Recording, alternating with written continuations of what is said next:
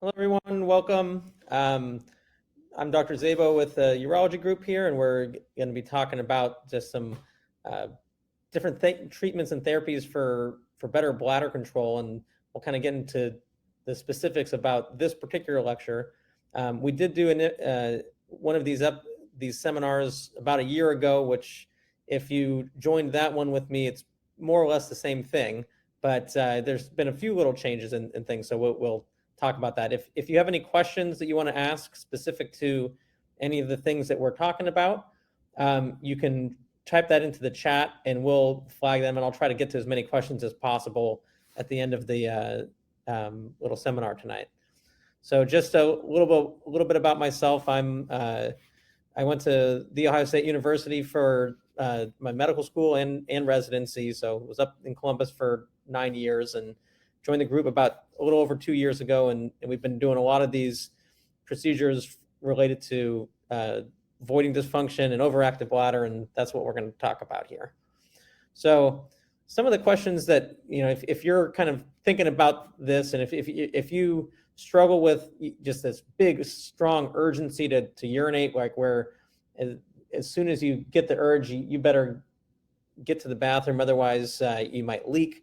Or if you've been thinking about this and have had this for a long time, or especially if you need to wear pads because of this type of leakage, or sometimes even in severe cases, people wear a catheter to control the leakage just because they can't get to the bathroom in time. And that's what we're going to talk about. So, this is something that affects a lot of people, and we'll get into that. But it can really have an impact on your quality of life, and that's what we're here to hopefully fix. Would be to get you outside again, get you to do the things that you would have liked to do before you've had these issues, and a lot of people don't really talk about this, and that's why we're here. So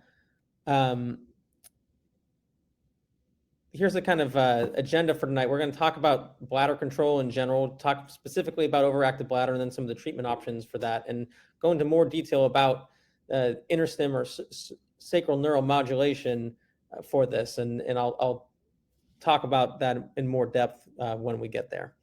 So the most common problems that people have when it comes to the urination would be either stress urinary incontinence, urinary retention, or overactive bladder. So what are those things? So stress incontinence is more common in women, but it's the leaking when you cough or sneeze or laugh, or when you are bending over or standing up from sitting up or from sitting down, and you're having to wear pads because of this constant little drips that come out with these type of what we call stress on the bladder. And this is something that the lecture today isn't really going to talk about, but if you have any of these issues, I encourage you to make an appointment with us, because we do have things that can be done to fix this.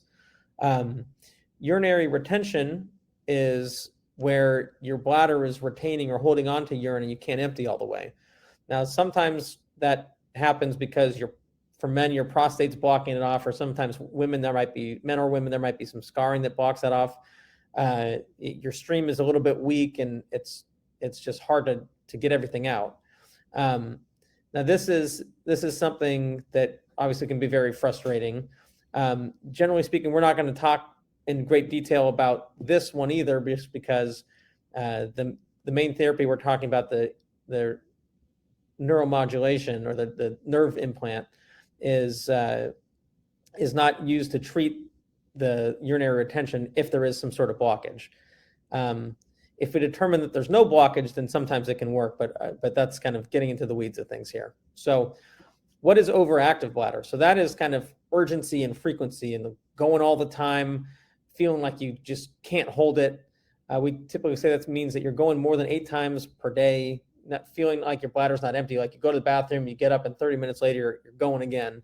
Sometimes people in more severe cases will have what's called urge incontinence, which means that you're leaking or going to the bathroom before you have a chance to control things. And sometimes it happens just from standing up, or hearing some water running, or drinking just a small amount of fluids.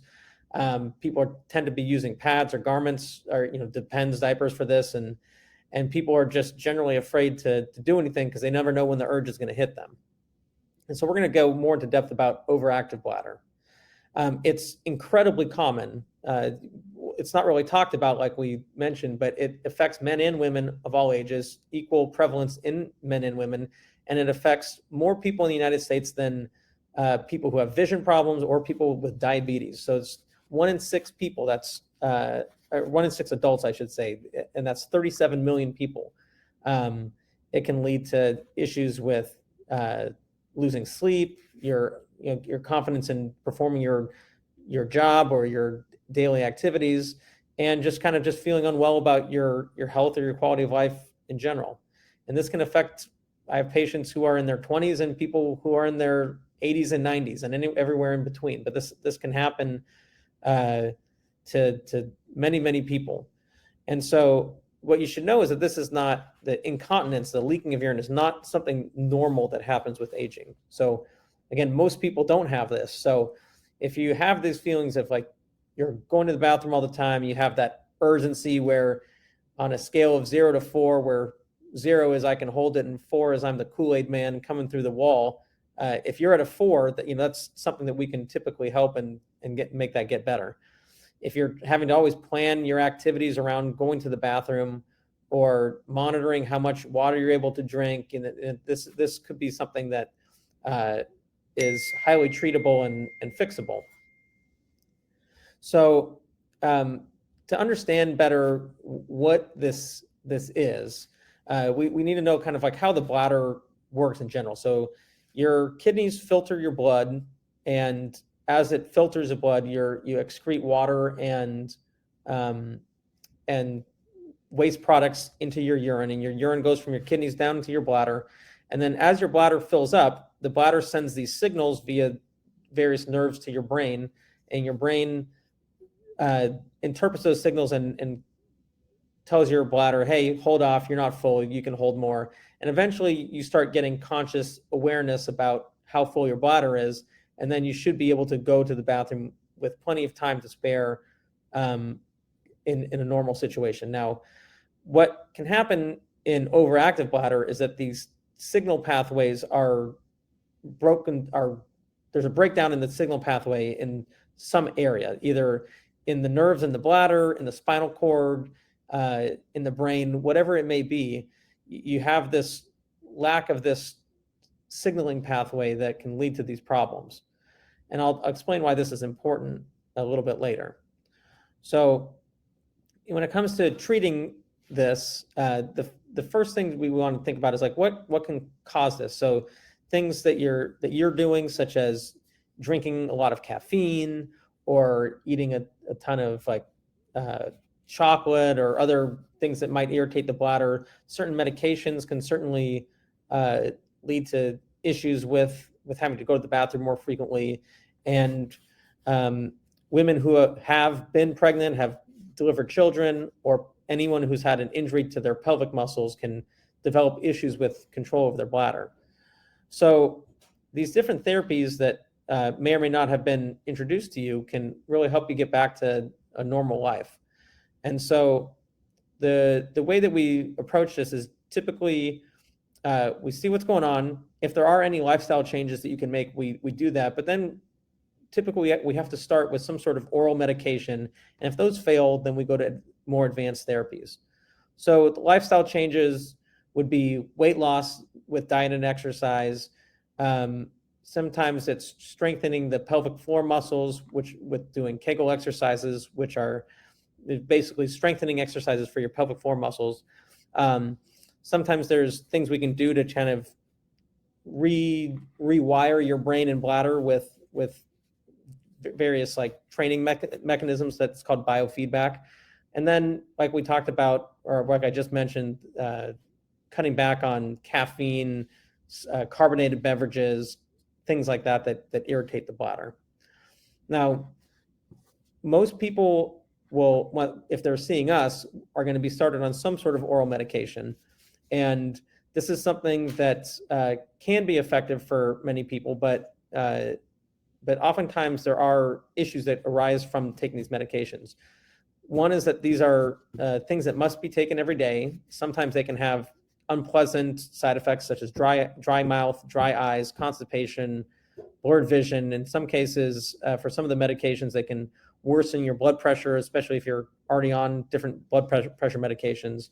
There is one study that showed that almost 3/4 of people stopped taking their bladder medication within the first 6 months because of either it wasn't effective or they had side effects. And there's another study that I don't have listed on this slide that showed that about 95% of people stop the very first medication that we start. So most people aren't fixed with the very first thing that we give them. And really, insurance companies are dictating that we have to start with these therapies before advancing to more advanced options. So if these conservative treatments or the medications don't really work, there are things that we can do. There's Botox injections into the bladder. There's this neurosystem, which is a nerve stimulation of a nerve in your ankle, and then the interstim, which is a nerve stimulation of the nerves that go to the bladder within your sacrum, which is the lower part of your spine. And so going into more depth about each one of these. So for Botox, is essentially what we do is we look in the bladder with the scope and we inject this Botox medication into multiple areas of the bladder. And if you think about Botox for wrinkles, it's where most people think about it. Essentially what it's doing is paralyzing a muscle and making it so it stretches out. So within the bladder, what we're trying to do is really shut down these nerve signals that are going haywire and causing you to go to the bathroom all the time. And its effectiveness is great. It's just as good as the nerve stimulation that we'll get into. But because it's trying to paralyze and shut things down, it's not really directly addressing the whole bladder-brain communication pathway. It's really trying to shut things down rather than restore normalcy. So sometimes, especially in men, it creates this potential need to catheterize yourself or have a catheter placed because sometimes it's way too effective. That only happens about 10% of the time, but still it's a risk to know. There is about a 20% chance of getting a UTI or a urinary infection after any given Botox treatment. And this is regardless of what antibiotics we give you around the time of the procedure. And you need to get retreated every 3 to 9 months, so on average about 6 months. So if you're in your 60s and we're thinking about long-term ways to control your bladder function, if we say that the Botox is going to last 6 months and you have another 20 plus years to go, that is 40 little minor surgeries or minor procedures at least, with a 20% chance of getting UTI, which means you are almost guaranteed to get several UTIs over the course of your life if you're going through this. So most people actually stop the Botox after a number of treatments. About half of people stop after 2 treatments, and about 3/4 of people are stopping after 7 or 8 treatments.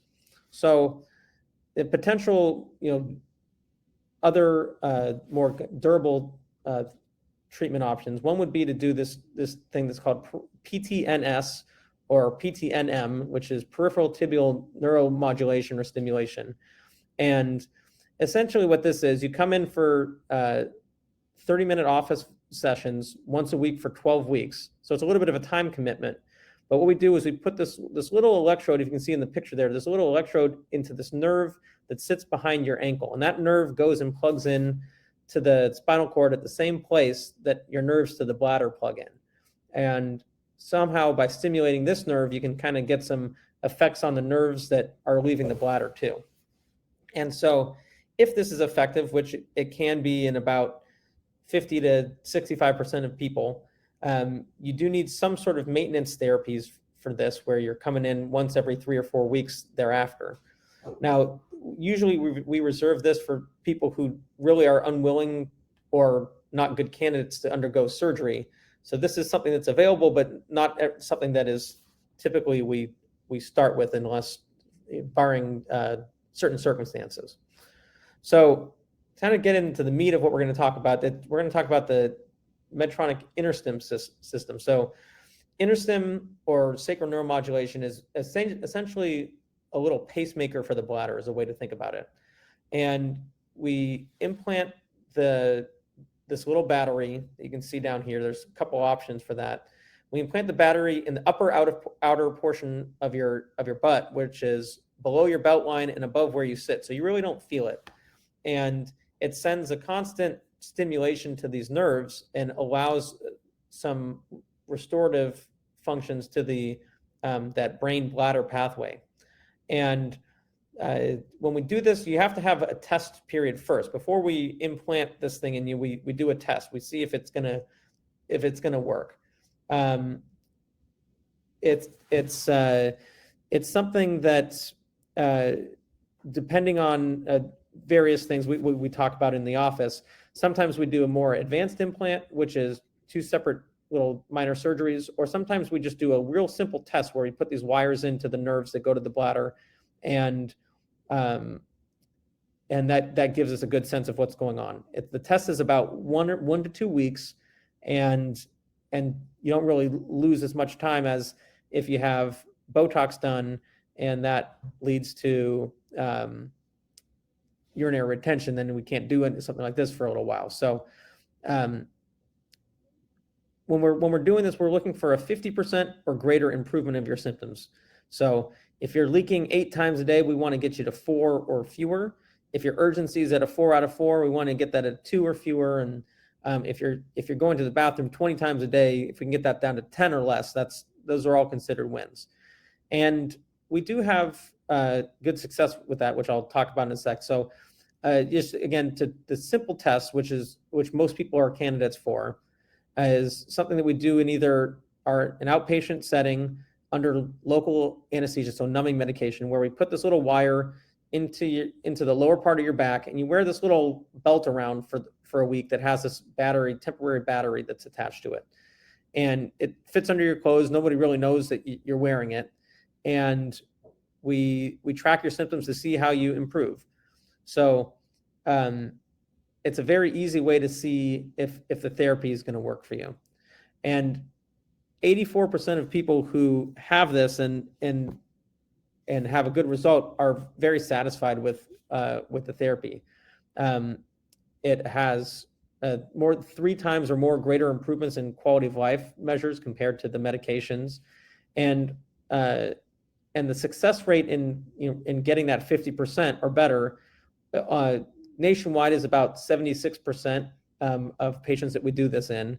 And we've had actually higher success rates here within our practice with effectively selecting patients and making sure that we're doing this for the right people. This is something where another good thing about the InterStim that I should say, and I'm just going to move the slide just to see if, so another good thing about the InterStim is that it lasts way longer. So current battery life is about 8 to 10 years.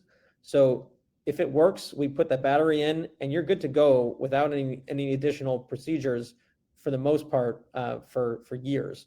So if you're thinking about good long-term solutions for these urinary problems that you have, this can be very, very effective and can last quite longer than the other therapies. Now, there's a less than 5% chance of an infection or some sort of issue with the device malfunction that would result in us needing to replace it or take it out. But that would then mean that the majority of the time, over 95% of the time, we're not having those issues. So if you have these really significant overactive symptoms, that can help. If you have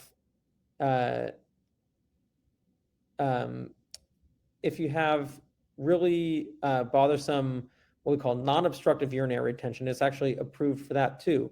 That would mean that we evaluate you because you can't empty your bladder, and we see that there's no signs of any blockage, sometimes this can work for that as well. One thing I don't have in the slides here, but another thing that this is approved for is fecal incontinence. So some people, when they have issues with the urinary system, also have issues with the bowels and with the rectum. And if there's any leakage of stool that's not controlled with medications, this can also help with that too. And that's something that is actually not talked about a whole lot by doctors. You're typically going to have to volunteer that information, because most docs aren't going to ask you about it. So these are all things that can be improved with this therapy. So if you're feeling like these little lifestyle changes, or if you've tried various medications, they haven't really given you the relief that you want, this is something that you should strongly consider, and I would encourage you to make an appointment with me or any of our other overactive bladder providers, and we can hopefully get this fixed for you and get you your quality of life much better. So that's what this is all about. It's about getting you back to the things that you like doing without having to constantly think about going to the bathroom or running to the bathroom or leaking or changing your clothes or anything like that. Please, again, I encourage you to make an appointment to see us. If you want more information from Medtronic, which is the company who makes the InterStim device specifically, there's a link to the website down here at the bottom, controlleaks.com/bladder, and you can get more information there. So what I'm going to do next is just go to a few Q&A questions, and I'll try to get through as many of them as I can, and we'll go from there. So first thing is, do Kegels work for men? How do you know if you're doing them correctly? So Kegels do work for men, although that's more for kind of the stress urinary incontinence, which is the laughing, coughing, sneezing type of incontinence, not so much this overactive bladder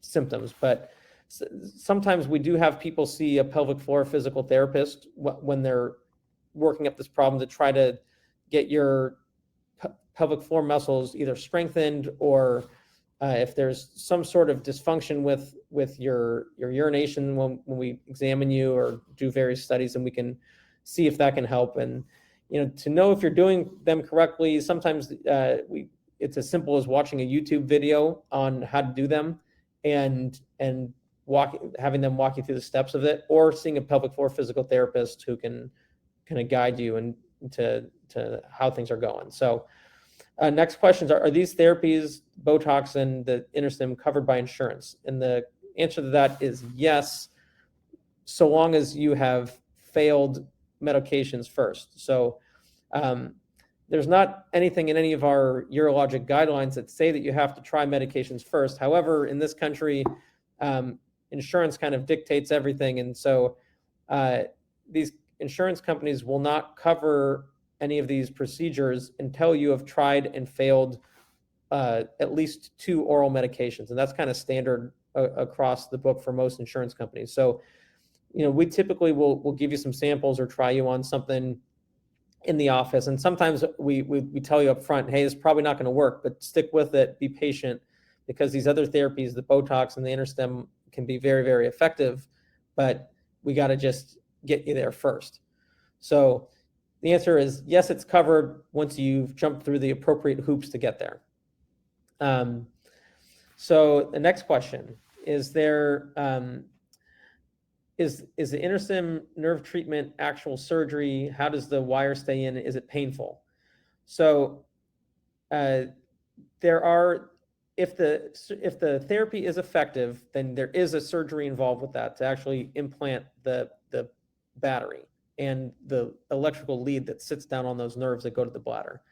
When we do this little test, it kind of depends which type of test that we pick together. But typically speaking, for most people who are getting the basic test, which is the numbing medication, obviously there's a little bit of discomfort with the needle going in and giving the numbing injection. But other than that, people tolerate this just fine, and the wire stays in for about the temporary wire stays in again for about a week or two, and we're just gathering data during that week and seeing if it works. And this should be something that has effects fairly rapidly, so we should know pretty quickly within the first few days if it's going to give you enough success to warrant an implant.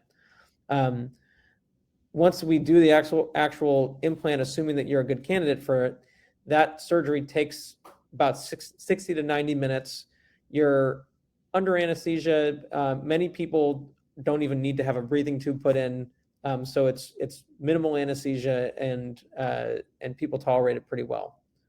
In the and then I will just add that in the future, if you were to need some sort of revision, let's say the battery runs out 8 years later and you need a new battery put in, that's about a 20-minute procedure just to open up the incision, swap the battery in and out, and then wake you up. So if you're young enough and you have good success with this, it's something that could have good results. All right, so more questions. Is the InterStim a new therapy? So the answer to that is no. It's actually been around since the late 1990s. There's been a lot of improvements in the therapies since then. The risks of either having pain at the implant site or from the stimulation are significantly lower. It used to be about 30% of patients had pain from this, and now it's about 3%. So that has changed. The risk of the leads moving around and having a good result initially and then it getting jarred out of place, that with advancements in the technology from the Medtronic and in how they actually manufacture those electrical leads has improved significantly too. So they've got little tines on them, that, kind of like fish hooks that hold everything in place. So it's unlikely that would happen. All right, so more questions. I've had 4 Botox injections which did not help my bladder leakage. Would any of the treatments you talked about help me? I would say that would make an appointment to come see us. There's a chance that this therapy would help, but everybody's kind of a little bit different. It kind of depends on what kind of response you had to the Botox and what the dynamics of your bladder are. Now, sometimes we have to have people on multiple therapies. I have one person who has very good control of their urinary symptoms now, but it took doing the nerve stimulation plus Botox plus an oral medication that they stuck on, and that's how we got it controlled. But there are things that we can do that hopefully can help. But again, we can't make a 100% promise, but the majority of people we can help with this. Another question is there any hope for having issues with urgency, with incontinence, retention, frequency, and I've tried this nerve stimulation without success. I think at that point, if you've tried the sacral nerve stimulation, that didn't work, Botox would be the next option for you. And that's something that we could talk about at an office visit. And just because one thing doesn't work doesn't mean the other one won't work as well. So some people have poor response to the nerve stimulation, great response to the Botox, and vice versa. Again, they're about equally as effective in managing these bladder symptoms, but it just depends on what therapy is best for you. So for everyone who's here, I would encourage you to make an appointment. I'm happy to see any of you, and we will reach out to you later on. I believe you will be getting an email later today or tomorrow, and we'll have our nurse navigator, who's in charge of our overactive bladder program. She will reach out to you too, just to see if you want to make an appointment or see what we can do to help you. Those are all the questions that we have here, and so I thank you very much for attending this. If you have any additional questions, again, please let us know, and I encourage you to make an appointment. I'm happy to see any of you and to hopefully get things working better for you. So give us a ring, make an appointment, and we'll see you soon. All right, take care. Have a good night.